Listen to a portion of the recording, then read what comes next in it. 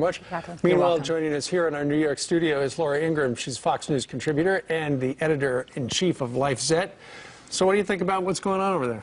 Well, we in the United States, I think, are taking a moment to rethink how we approach just fundamental issues of border control, controlling those who come into the United States on visas, understanding that political correctness can sometimes kill. I mean, when I say kill, sometimes people are afraid to say something, even if they see something. Remember the reports? Sometimes the whole country is on pins and needles on a daily basis. Because being accused of Islamophobia is actually worse than plotting a terror attack in some circles. Remember the reports that the neighbors of the San Bernardino attackers had seen some unusual activity. We don't know to the extent that they shared that information with authorities. It looks like they didn't. Because they didn't want to be labeled racist.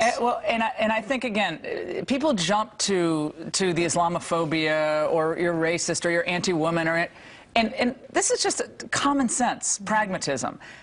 What are we doing right now to examine our priorities of admission into the country, tracking those people who come into the country from predominantly Muslim countries or countries that have porous borders? Are we doing what the 9/11 Commission actually recommended?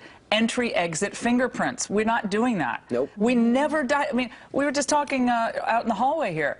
People forget, those towers in Lower Manhattan are no longer here. We lost the World Trade Centers, and we're still talking about this. And it doesn't mean we should turn ourselves into a police state.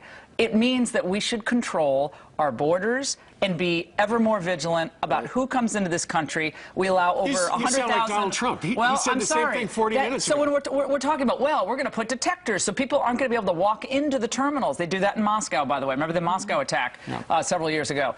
Before we turn ourselves into a police state, which we should not do, we should do the basics that we're not doing. We're waving people across